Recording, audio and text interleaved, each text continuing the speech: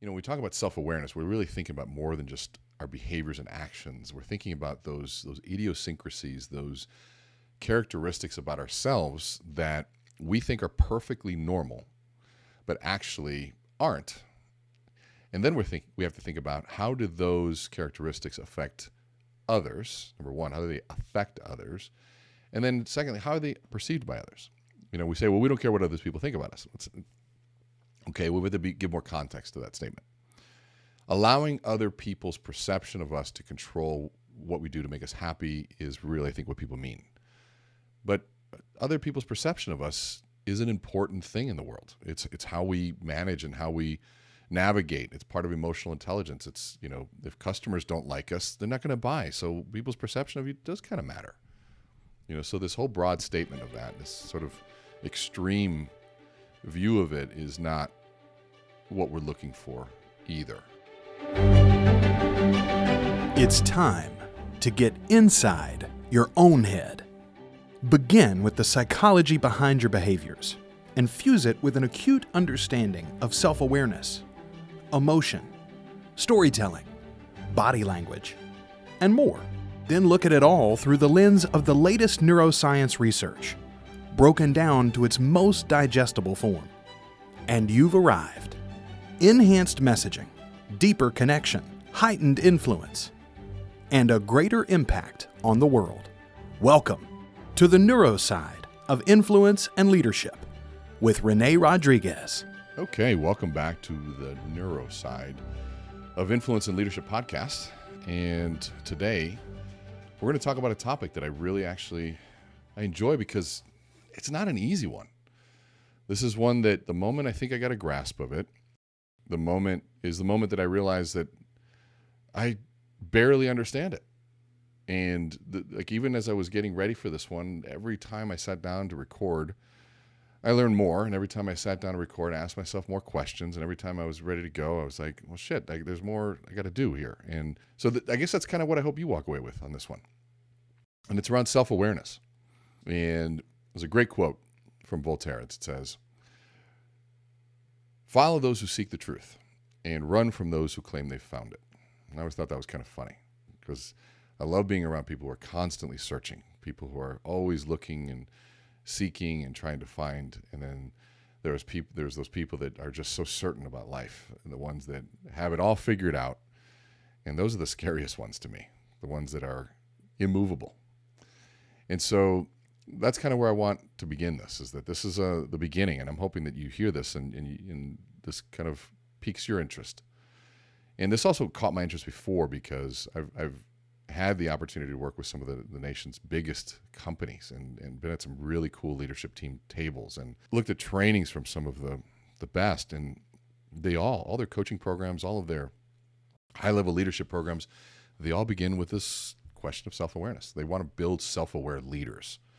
And think about the unaware leader, the leader that is disconnected, the leader that tells a joke at the wrong time, that isn't sharing the story at the right time, the one that it's laughing when they shouldn't, the one that is just in their own world.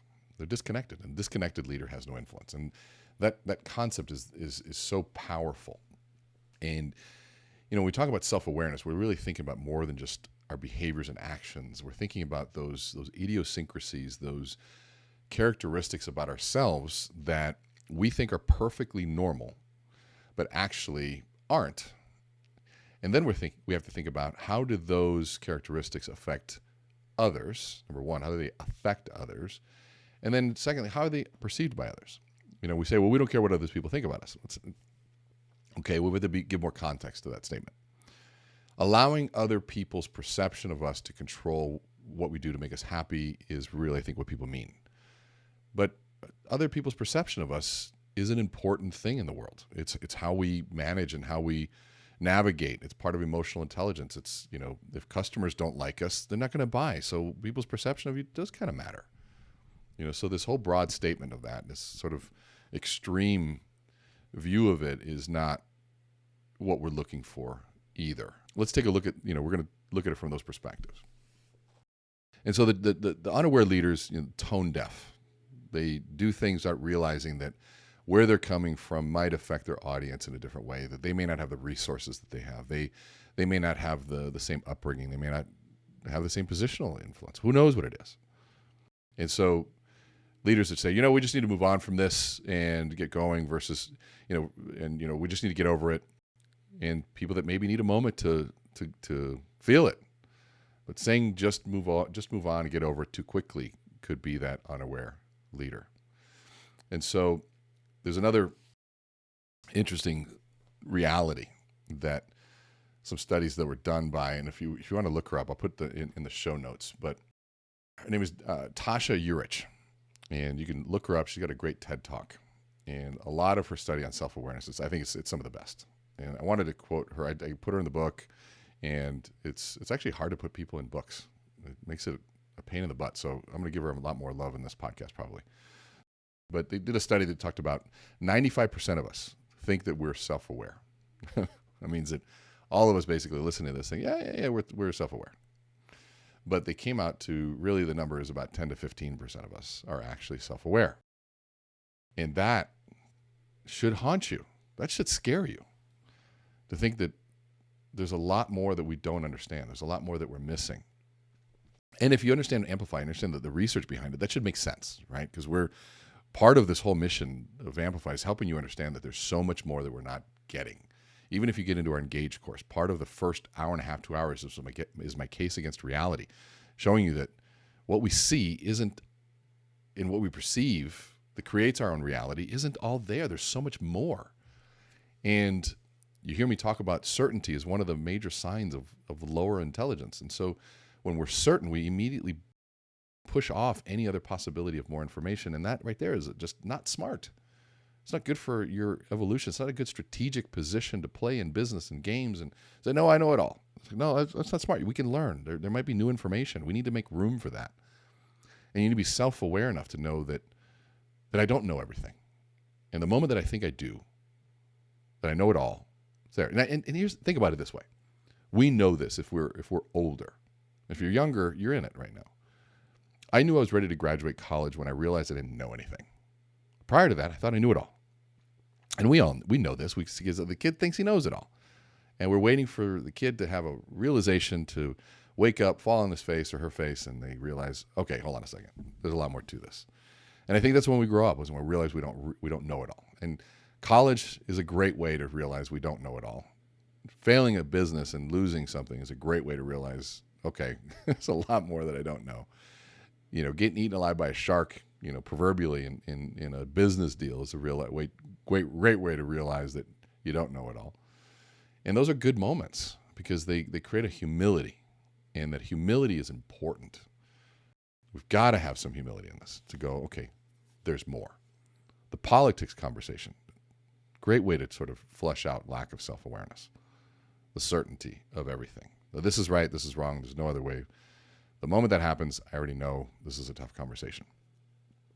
And I want to get out of that scenario. Not out of the conversation. I want to kind of move the overarching frame of the conversation. I'd rather talk about values than I would talk about specific political issues, unless we can approach it from a logical perspective, right? Good luck. And so I want this to sort of make us curious as to where are you from a self-awareness perspective? And moreover, where are you from a curiosity perspective? And how far do you want to take it? But before we do that, let's talk some numbers, because I think numbers are critical in this. And if you're wondering how important this is, there's some research I want to share with you. And Korn Ferry, the global organizational consulting firm, did this study. And what they found were that employees at poor-performing companies that were measured by stock performance were 79% more likely to have low overall self-awareness than those at firms with solid rates of return. 79%. 79%. Another study by the Hay Group, found this in Business Wire, said women in executive level management positions are more self-aware than men in those same positions. So women tend to have more self-awareness, which I thought was pretty fascinating. And that's actually found in a lot of different areas. And so it's research, right? We could look at research from a lot of different perspectives. 19% were found to have more versus men, around 4%.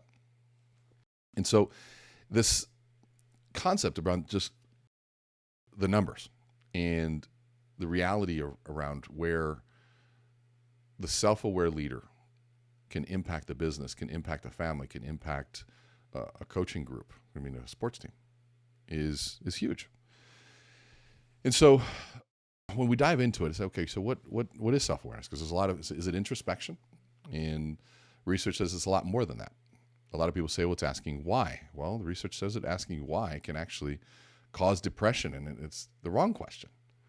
Because our ability to really understand our why, we go into making up lies. I mean, our ability to really understand the way we act and behave is very limited, just based on how our brain is structured. Our prefrontal lobe is designed to create a narrative based on what we actually do.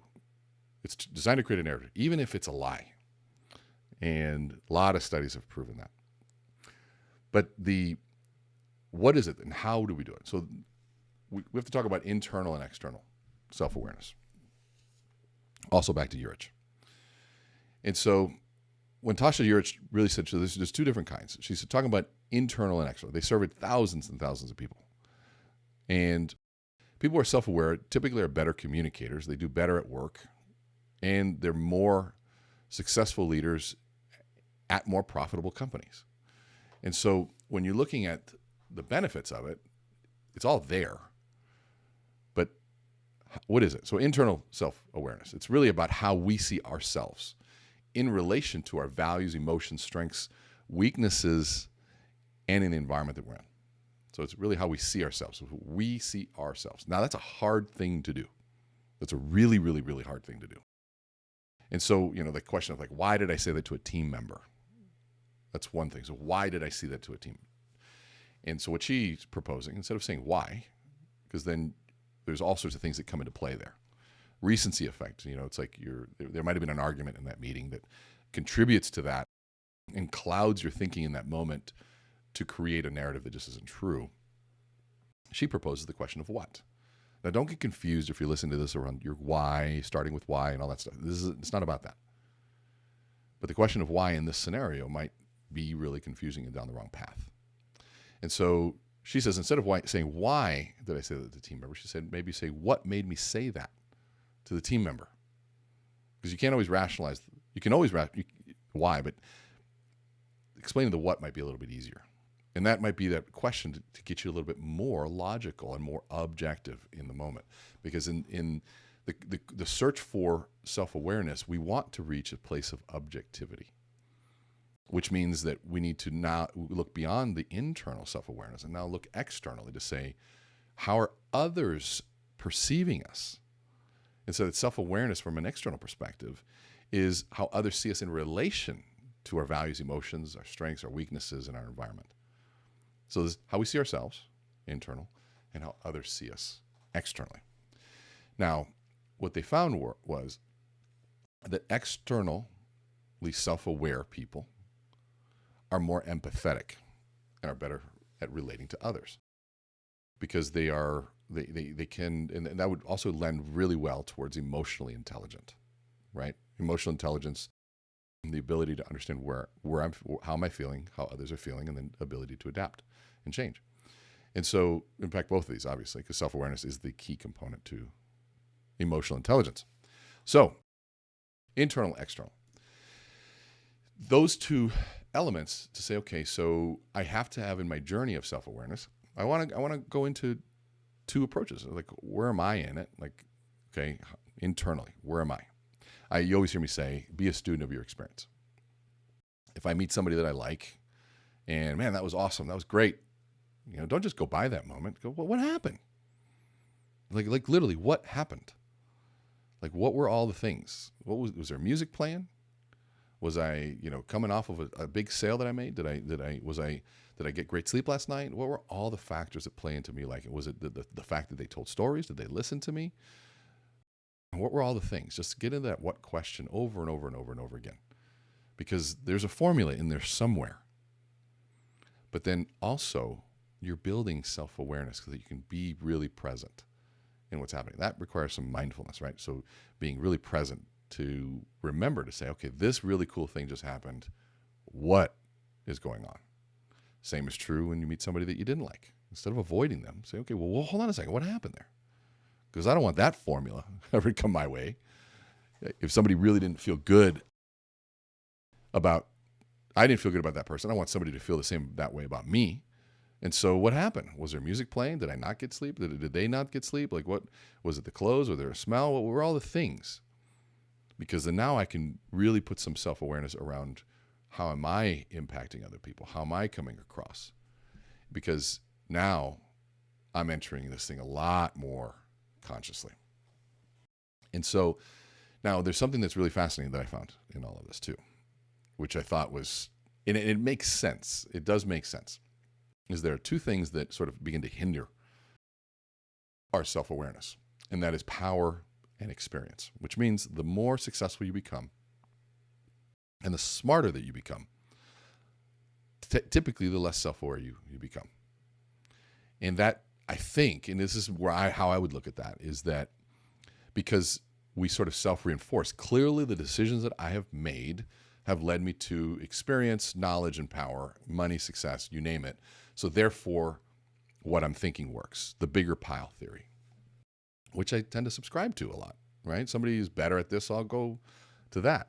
And so there is a validation to that. But if I personally subscribe to the bigger pile theory, meaning if I've got the most money, I know the most about money. And so if I have the most homes, then I know the most about investing in homes. Now, there's a lot in that. But when I'm the one saying it, then I have now shut off the fact that somebody else may have something that has less than me in this particular area that could contribute to me being even better at what I'm at. But what was fascinating is that the more power and the smarter that we become, the more successful we become, the more we tend to shut off other people's opinions, and the less self-aware we become. And I thought that was fascinating, because if you're listening to this and you are finding success in your life, then this might be that moment you go say, okay, hold on a second. I need to then be extra vigilant right now. I need to be extra cautious to make sure that I'm surrounded by good people that are strong enough to give their opinions, strong enough to get through my hard nature, or the things that made me successful might be the things that push people with contrary opinions away from me. That I've seen all the time. It happens to me.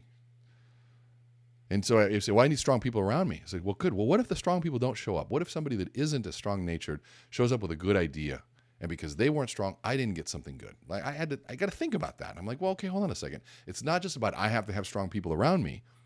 I have to be approachable, and I got to listen. I got to humble myself to just listen. We all have to.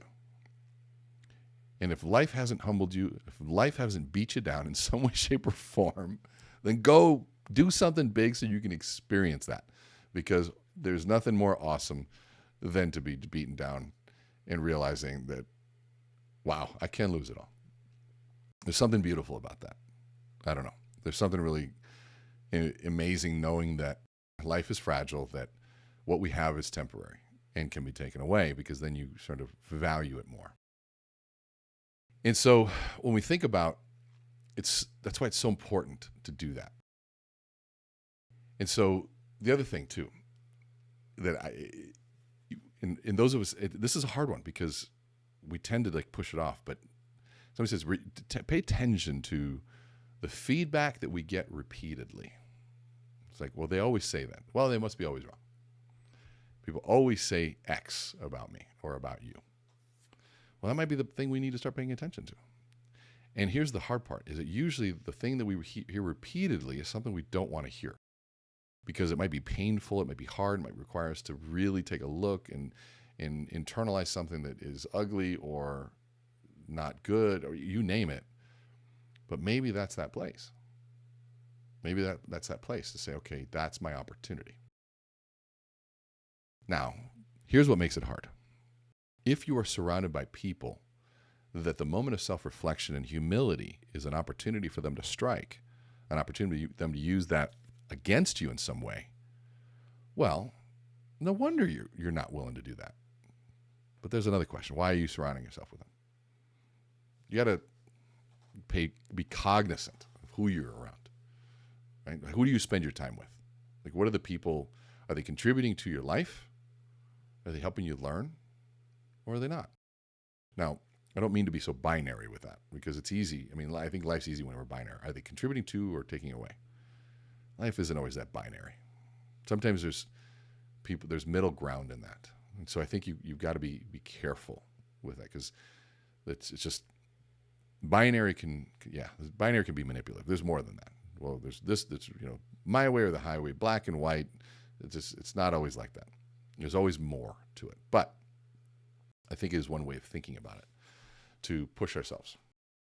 And so when we're thinking about this whole thing around self-awareness, I want to pull up some other concepts here.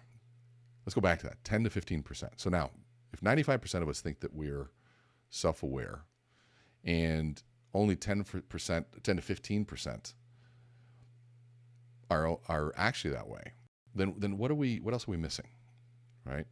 What else are we missing? I mean, there's so many studies, and like my whole passion around studying the brain, and why we call this the neuro side, is the things that have always fascinated me are how we look at reality, and how far sometimes it is from how I see it versus how somebody else sees it.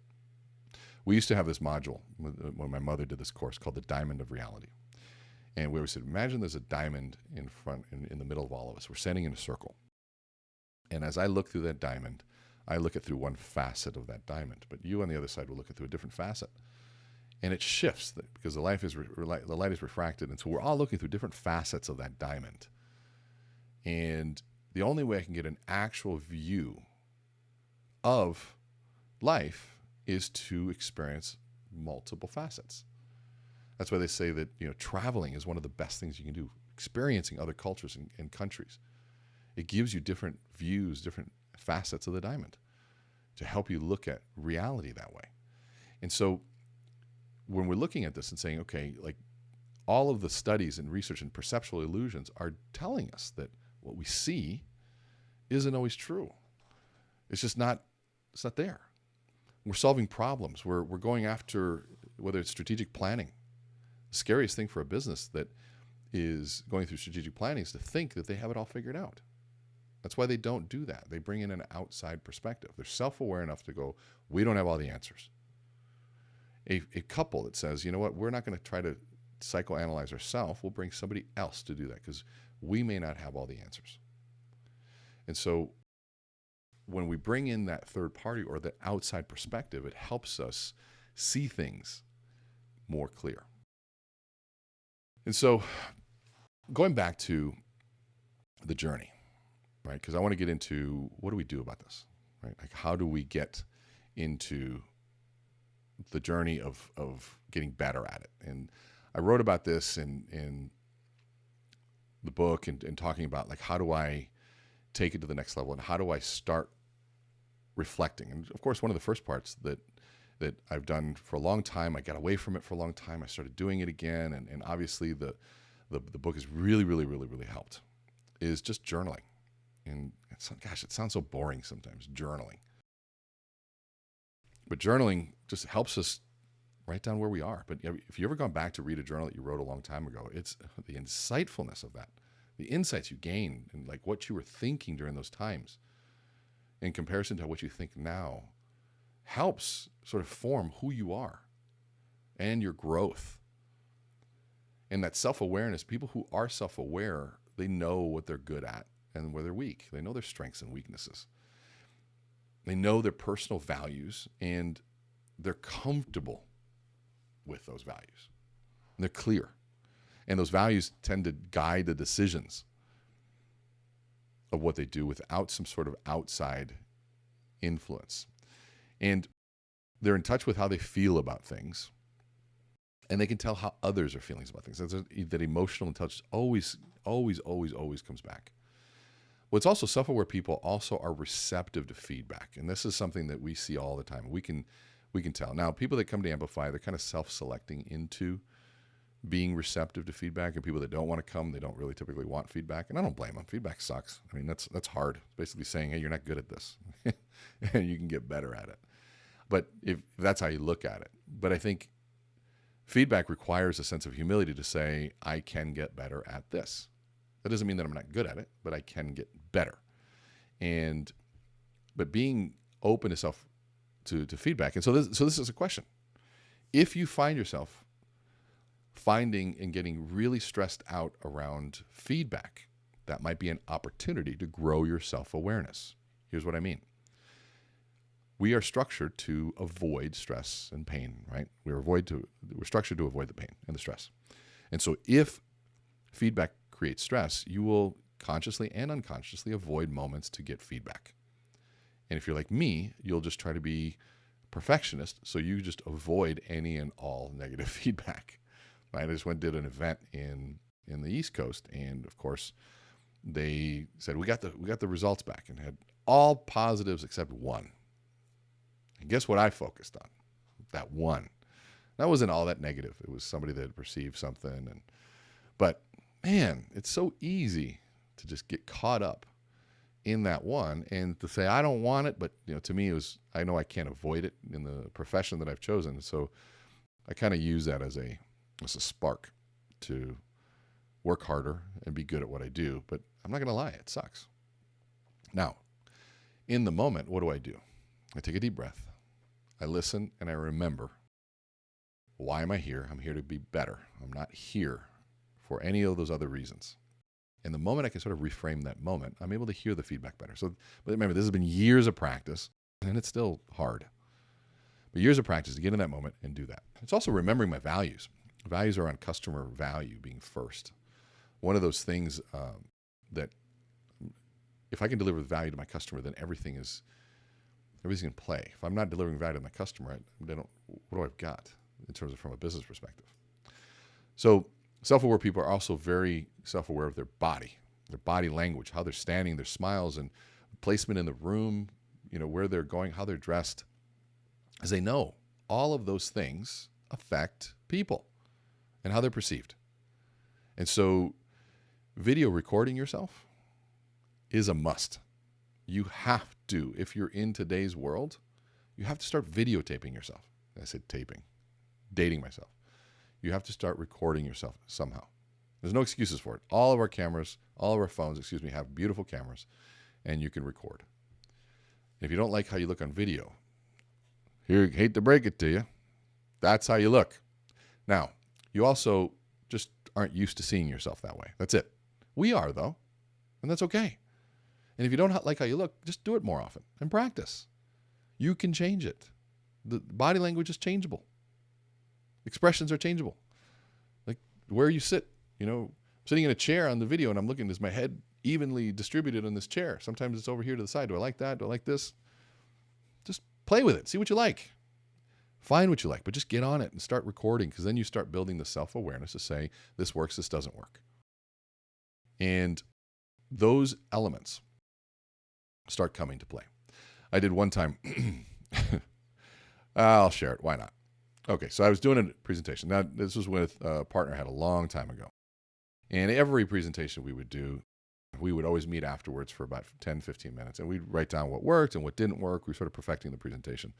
And I came in and we had this presentation nailed. So I knew it was just going to be more like, what was next. And I get in the conference room and he was just busting a gut laughing, hunched over. I've never seen him laughing so hard. And I'm like, looking at him like, what's wrong? And he's just trying to catch his breath. And now I'm just like annoyed because I'm like, I don't know what. I'm like, can you at least, include me in on the joke? Because I like to laugh too, right? And he's finally kind of catches a breath. He goes, I have seen you present this presentation countless times, and I don't even listen to what you say anymore. And he starts laughing anymore. And I'm like, well, what? He goes, I can't believe you did that today. And I'm like, well, what the hell did I do?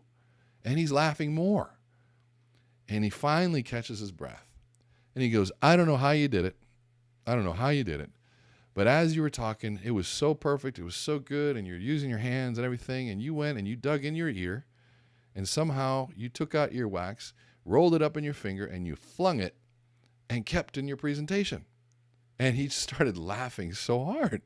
And I'm thinking to myself, I'm like, there's no way that I dug in my ear, rolled up wax, and flung it at the audience while I was talking. He's full of it. Not happening. He's dying laughing. I'm laughing because it's kind of a funny story. Actually, not kind of. It was hilarious. But there's no way that that's true. So we laughed about it, whatever. Next week comes along. I'm in my presentation. I'm in a groove. Everything's great. And I feel my hand by my ear. And all of a sudden, my body goes cold. And I was about to dig in my ear. It's like, what the hell am I doing? And I pulled my hand down, lost my train of thought, and I can only imagine if that's what was going next. Now, maybe I just had an itch. Maybe I was just there. But I'll tell you this, ever since that moment, I am paranoid about putting my hands anywhere near my ears. Now, I don't know if that's self-awareness. I think it has to be. But I had to have somebody around me telling me. And now, here's the best part. If I were to do it now, I would know, because every single presentation I give, let's say almost every single presentation I give is recorded. And so these are those things that we have to be careful on. And especially if you do live things. And now, sometimes you do things people won't notice, because if your presentation's good and your storytelling's good, people won't notice. And that's a plus. If you have a reputation and a good relationship, people won't notice. But if it's recorded and people watch it over and over again, guess what? You need to be aware. So let's get back to this.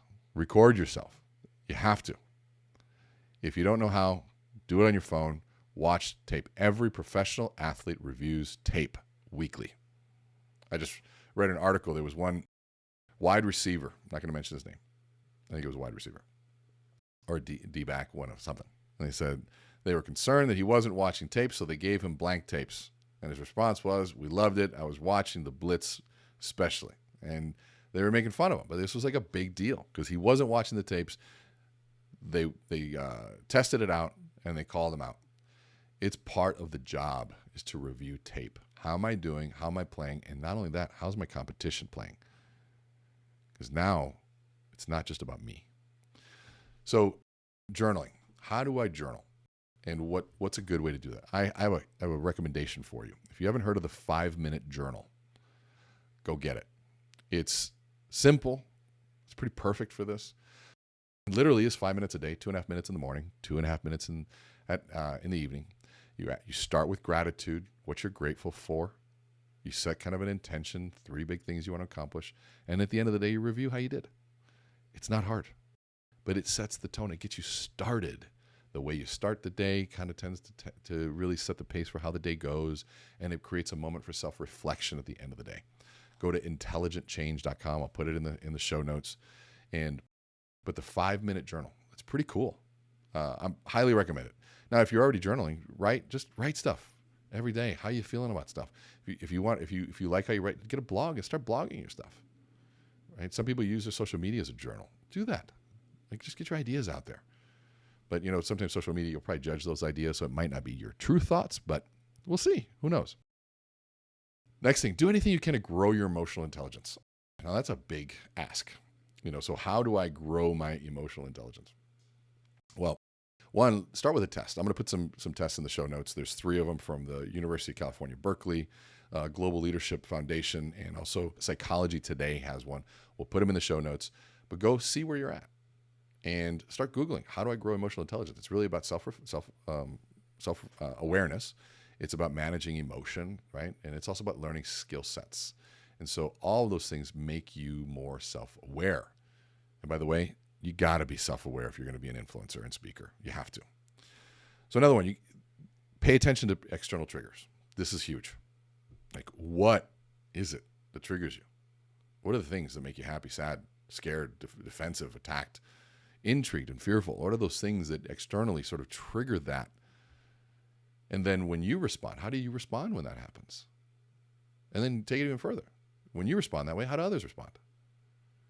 And so that whole process of just really starting to pay attention to that. And then, you know what? Great thing to journal about. Write it down. Don't judge it. Just let the pen go and start writing. And we've talked about this one. Elicit feedback from trusted sources. Feedback from people that have something against you, they're going to drive their own agenda. Just be real. But trusted sources, people that have your best interest at heart and really do care. Feedback's critical because it's going to give you an insight. It's going to give you insights that you can't see. You look up Johari's window. It's a really old school reality that there's 4 quadrants in life. There's things that you can see and that I can see. And in life, there are things that both of us can see. There's some things that you can see that I can't see. And there's some things that I can see that you can't see. And there's some things in life that neither of us can see. And so that the Johari's window concept it's helpful when you get somebody on the outside to help us do that. And then do what you have to do to start identifying your core values. And then align them with your behaviors. Because identifying core values without a behavioral assessment, does it really matter? I value these things, but I behave in these other ways. It doesn't matter. Behaviors and values need to align. And here's the cool part. When you truly identify your values, your body will tell you if you're out of alignment. It's painful. It really is painful. The dissonance, the cognitive dissonance when you're not aligned with what you feel and believe and what you do, it's brutal. If you've ever done something against your values, it's almost a sick feeling in the stomach. So align these pieces. Next, I would also think about practicing mindfulness. Now, mindfulness and meditation, 2 really, really important things. Now, practice it for yourself. Don't be that person that takes 2 classes on this and tries to get everybody else to do it. That is one way to show that you have 0 self-awareness. You say, well, we need to be doing this. Well, how long? Well, I've taken a class. Okay, great. Good for you. Go become a master at it before you tell us about it. And so, but practice mindfulness, and meaning being present. When you're driving, drive. If you're breathing, breathe. Being present. And what we'll put in the show notes too is a progressive relaxation audio recorded by me. It's a really, really cool study or just process we've used for over 20 years that helps you identify where you carry your stress in your body specifically. I'll walk you through tensing and tightening different muscles, and you'll just go through just building some self-awareness from your physical body, like in your shoulders, in your teeth, in your face, in your hands. Where do you keep your stress? So going through those things, I think, will be powerful. And so what I want to leave you with is hopefully you're feeling curious enough to start diving into understanding self-awareness for yourself. Self-awareness. Not being a preacher about it, but really your own personal study. And I hope it's something that you keep for the rest of your life. That's something that you hold on to as a journey to make you better at everything you do. A better parent, a better civilian, a better leader, a better salesperson, a better teacher, whatever it is you do. Wherever I found you, if you found this. And tell me, by the way, comment. Like, find me on social media. Tell me, I'd love to know who you are and how you're using this. But I just want to make you curious about it. Because there's something cool that happens when you spark curiosity. In today's information world, you can start searching things and you can find things. Share with me what you found. I love learning too. And there's cool studies out there. I want to see them. Share them with me. Maybe they'll make it into the next book. So anyways, that's all for today. Make sure you follow us on the neuroside.com, meetrenee.com. Learn more about me and, of course, our Amplify course, Amplify My Life. All of that can be found on meetrenee.com. We've got courses, we've got events, and of course, our big Amplify conference is coming up March 14th. So make sure you look into that. And if you have any questions, follow on See Renee Speak on Instagram and pretty much every social media platform, See Renee Speak. We will see you and talk to you next time.